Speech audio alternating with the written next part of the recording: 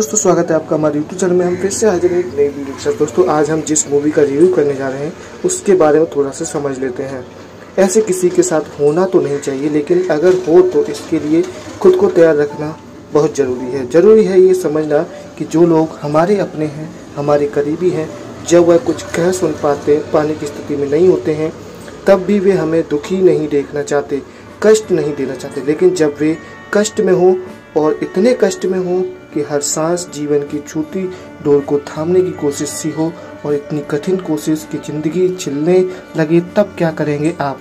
क्या आपने इस निकट संबंधी को यूं ही कष्ट भोगने देंगे या फिर स्मरण करेंगे महामृत्युंजय मंत्र की इस भावना को कि आत्मा को शरीर से वैसे ही अलग हो जाना चाहिए जैसे पकी हुई ककड़ी अपनी बेल से अलग होती है।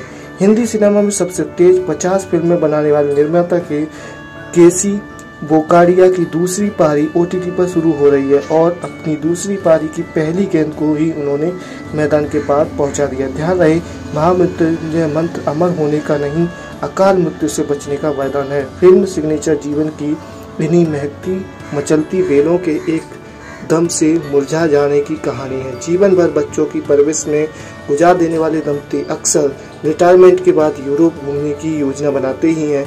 रोशनी उनको हर तरफ दिखती है, लेकिन बटन बंद होते ही ये रोशनी चली जाती है। जीवन ऐसा ही है, पता ही नहीं चलता कि किस रात हम बटन बंद करके सोएंगे और शायद सुबह उठेंगे भी या नहीं। मृत्यु ऐसी ही होनी चाहिए, न खुद को कष्ट न घर वालों को कष्ट।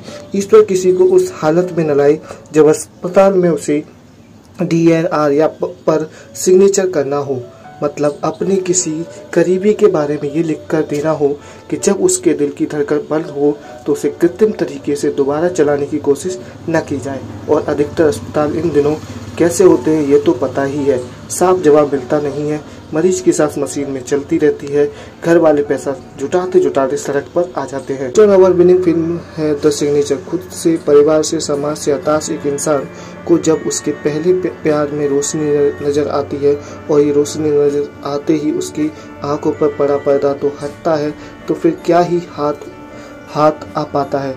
रुलाई फूट ही पड़ती है। इस आखिरी दृश्य में टूटी जिंदगी में किताबें बनाने की ये कोशिश कितनी मार्मिक है। मराठी रंगमंच और सिनेमा घर का एक बड़ा नाम रहे लेखक निर्देशक गजेंद्र अहिर ने फिल्म द सिग्नेचर में आखिरकार वह आत्मा नाप ही लिया जिसके वह हकदार भी रहे हैं। और तलवार तो खैर जमाने से है। अब तक 50 से ज्यादा फिल्में बना चुके गजेंद्र सिंह की हिंदी में ये चौथी फिल्म है। तो दोस्तों ये मूवी फिल्म सिग्नेचर तकनीकी रूप से भी मजबूत है। फिल्म से 100 मिनट की ये फिल्म OTT पर एक बार में देख ली जाने के लिए बिल्कुल परफेक्ट है। फिल्म संवेदनशील है, अस्पतालों की असलियत की बात करती है, डॉक्टरों को कटघरे में खड़ा करती है, दिखाती है और रिश्तों को तुरपाई उधेड़ती चलती है। कहानी संवाद फिल्म में निर्देशक गजेंद्र अहिर ने खुद ही लिखे हैं और इस पूरी फिल्म का जो दूसरा सबसे मजबूत तकनीकी पहलू है वह है इसका संगीत। रोहित शर्मा ने इस फिल्म में अपने संगीत से सांसें फूकी है। पर्दे पर रिश्ते दर्द को रोहित के संगीत ने संभाला है। वह फिल्म में दर्शकों के साथ सुर मिलाता चलता है। कृष्ण सोरेन का कैमरा वक्त की कसौटी और आनंद मारुति कामत का संकलन उसका सुहागा। फिल्म शुरू में थोड़ा सुस्त है, लेकिन एक बार जब ये चल पड़ती है तो एड़ियों में बंधा सफर मंजिल तक क्या ही सिनेमाई सुंदरता के साथ आता है। तो दोस्तों ये मूवी G5 पर रिलीज हो चुकी है, अभी तक नहीं देखी तो जरूर देख डालें। हम फिर से हाजिर होंगे नई वीडियो के साथ, तब तक के लिए थैंक यू, धन्यवाद।